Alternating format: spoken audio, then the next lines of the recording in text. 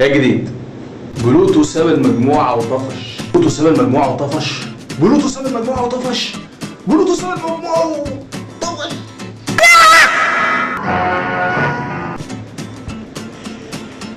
طبعا كوكب في اخر المجموعة الشمسية، مين رباه؟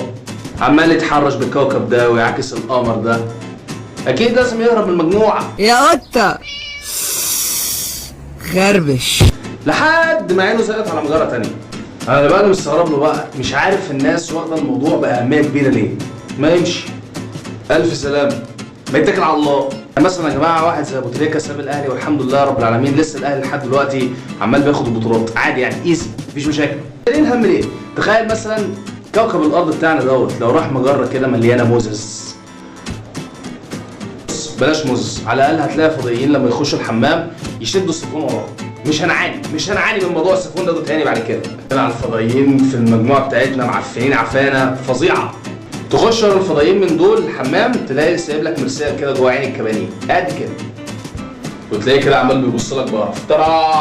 ولما تيجي مثلا تعدي ولا حاجه عشان خاطر انت قرفان من الموقف اللي انت دخلت فيه ولقيت المرسال بتاعه ده، في حاجه يا استاذ؟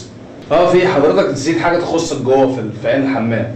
لا مش محتاجه، ممكن تشد عليها السيفون براحتك عادي ايزي. بصراحه يا جماعه بلوتو عنده حق، قرف.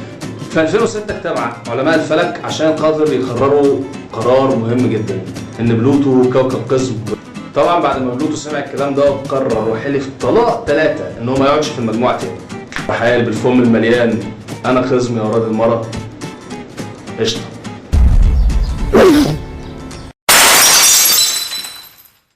هارون، انت اتغيرت كتير.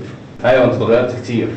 غيرت. ايوه انت اتغيرت. على فكره انت اتغيرت كتير. ايوه انت اتغيرت كتير. ايوه انت اتغيرت كتير. ايوه اتغيرت. ايوه انت اتغيرت كتير. اتغيرت. اتغيرت. بس يعني انا مثلا كنت مقلم وبعد كده بقيت كروع عشان خاطر اتغيرت، ولا كنت مثلا ابيض واسود وبعد كده اتحولت ل LCD؟ بصراحه بيني وبينكم كده بقى كفايه بقى قلش على بعضينا. انا لا اتغيرت ولا انتوا اصلا اتغيرتوا، والمنافق هيفضل منافق، والكذاب هيفضل كذاب، والجدع هيفضل جدع، والوحش هيفضل وحش، والحلو هيفضل حلو، وخلاص بقى هي نهت بقى على كده يا جماعه. وبلاش اوفر بقى في الكلام بقى. على فكره يا احمد بقى انت اتغيرت قوي وبقيت مش عارف ايه الغرض؟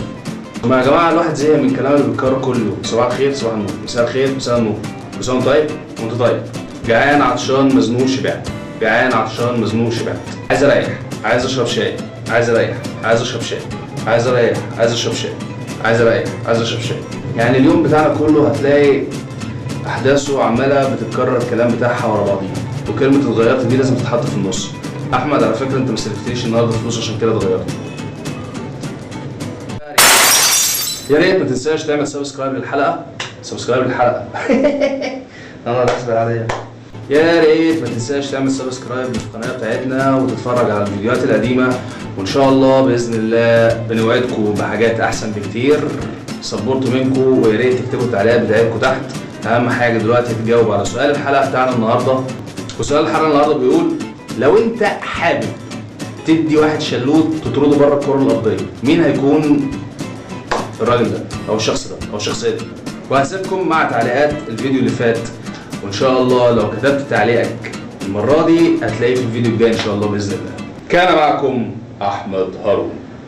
محتاجه حاجتين ما بين قوسين: دماغنا تكون فايقه ونبعد بعيد عن النجاسه. اللي يضايقك ان في ناس بتبرر الكلام ده، واكد حالات تحرش فرديه ولكن سيطرت. وفي ناس تانية بتقول ان الشباب مزنوق.